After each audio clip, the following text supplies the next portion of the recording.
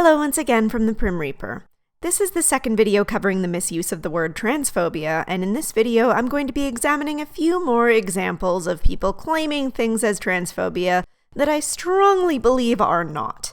In order to do this, I'm going to begin by highlighting JK Rowling's tweet, as several of the responses to it are exactly the same kinds of arguments I'm talking about. Just to save you all from returning to the previous video, I'll restate it here.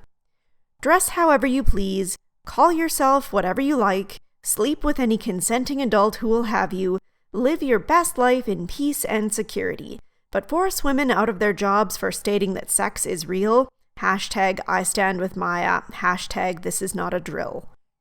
Now, even in my own comments section for my previous video, I have been getting comments from people inferring an awful lot about these statements.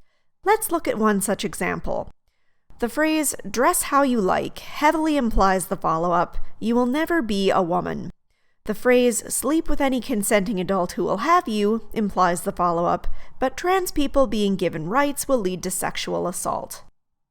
Now, I don't mean to pick on this one commenter in particular, hence why I've hidden the name, but I just wanted to point out how the lens through which we view this comment influences what we take out of it. Me personally, I've seen JK Rowling's previous overtures to pleasing those lamenting the lack of diversity in media, retconning her own previously established characters to make them more inclusive of different sexualities and ethnicities.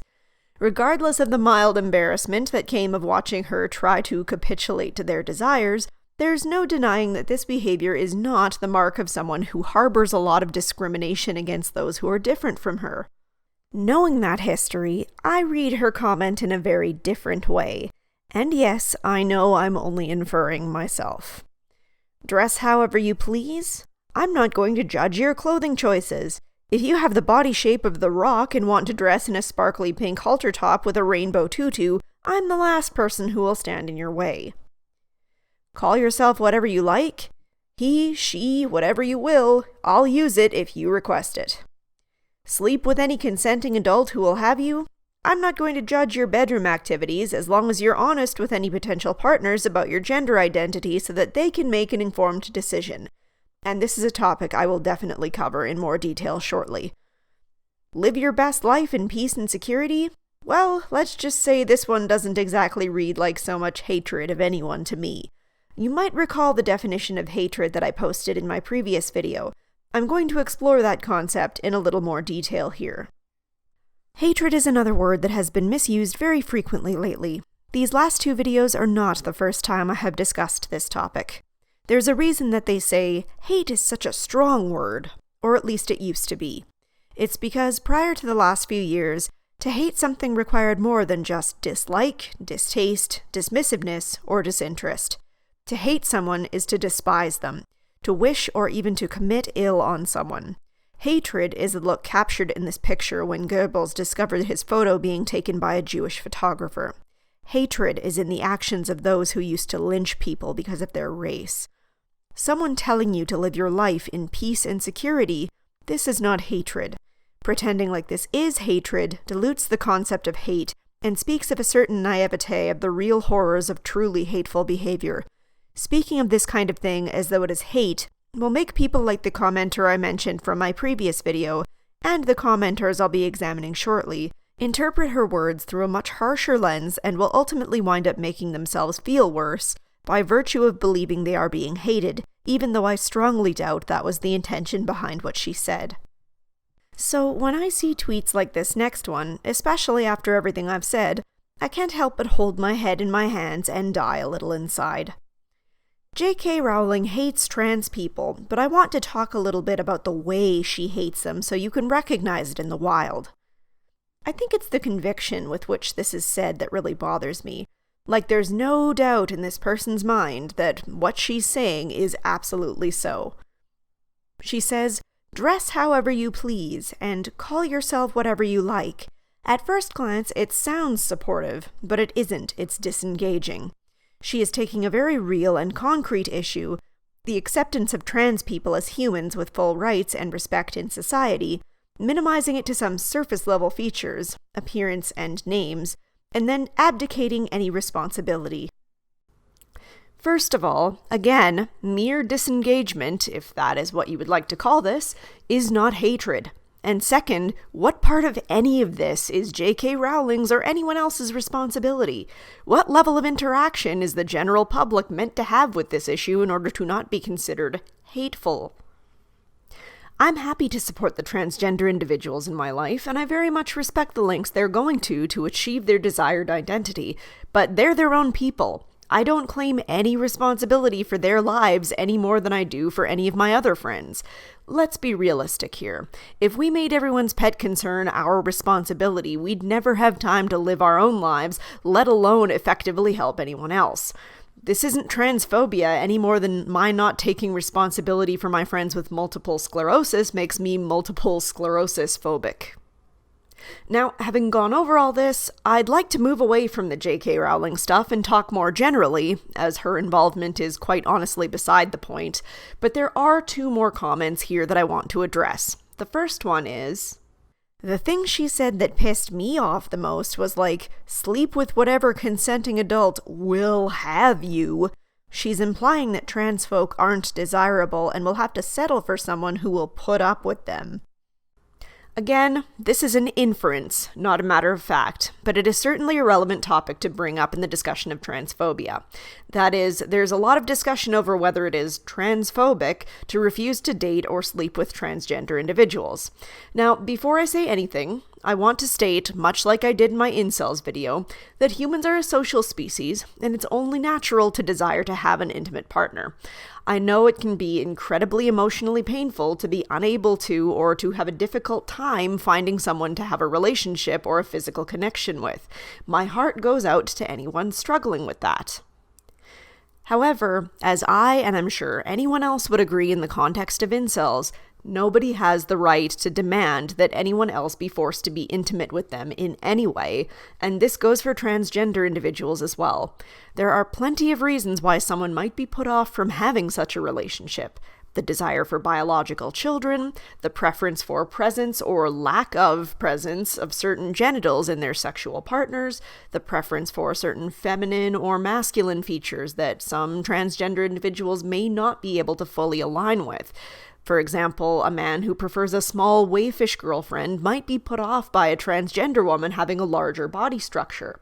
All of these are just as valid as someone choosing any other characteristics in any other partner. It is not transphobic to not want to be compelled to be in a relationship with trans people. Frankly, I feel like it would be uncomfortable for all involved parties to try to convince someone who is put off by the idea to want to enter into such a relationship. Starting things off on that kind of uncomfortable foot just sounds like it would be a generally unpleasant experience. Anyway, me personally, 90% of the transgender individuals I know have had no problem finding a romantic partner that is perfectly happy with their gender identity, so maybe if you're having a difficult time with that, it might be more related to your demanding and entitled personality than due to your trans status. One last note relating to the statement, any consenting adult who will have you. I'm not going to claim to know JK Rowling's intentions in her phrasing. I'm only inferring, as I said before, but I personally would like to mention that I do strongly believe that the concept of consent in this case does require that transgender individuals be perfectly clear about their transgender status when seeking out relationships with others. This sort of thing is honestly true of any relationship. Lying about any aspect of yourself is just not cool in general. But again, I don't feel it is transphobic for people to want to make informed choices about their partners. And the last statement from the previous thread that I'd like to use is a quick extra note. When she says it's between consenting adults, she's implying kids can't be trans, which is a favorite transphobic talking point snuck subtly in there.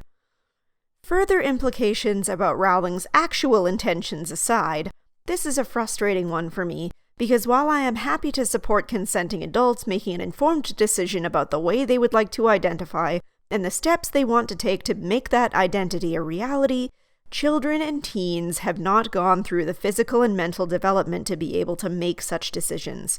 This goes for teens, but in particular it goes for children, especially very young children.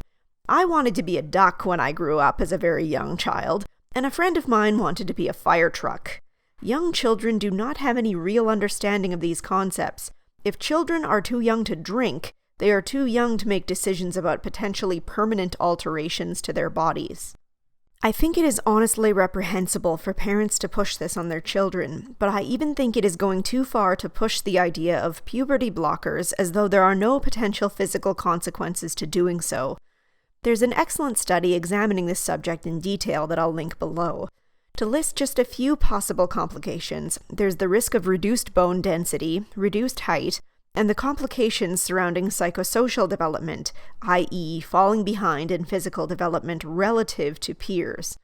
Further, there is the implication that those given a formal diagnosis of gender dysphoria and those who have their normal pubertal development stifled may be more likely to have the dysphoria persist when they may have otherwise come to eventually become more comfortable with and identify as their biological sex, as does happen a considerable majority of the time.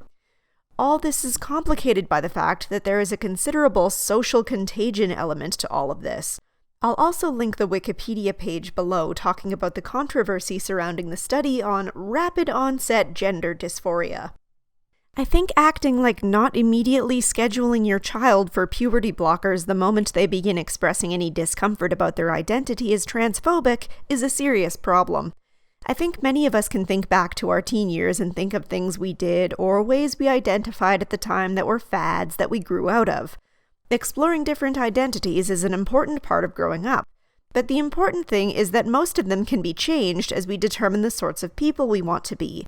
Beginning the process of transitioning, on the other hand, is a long-term, serious decision, and I think that encouraging youth and children to make these significant changes to their body, even those claimed as reversible or with few risks, and even by merely making such things more freely available, is highly irresponsible. Not to mention, telling parents they're transphobic for not immediately jumping to such an option increases the risks of them recklessly pushing their children into treatment. There is no denying that youth experiencing gender dysphoria go through a great deal of discomfort, even culminating in an increased risk of suicide. But due to the fact that so many of them do eventually grow out of it, it is most likely not in the best interests of most of them to undergo unnecessary medical treatments in lieu of other forms of support. I really wanted to get this topic covered in 2 videos, but unfortunately, I think in order to cover all the aspects I want to without trying to rush them out sloppily at the end of this video, I'll have to split it in 3. So that being said, thanks so much for watching, and I hope to see you all in the next one.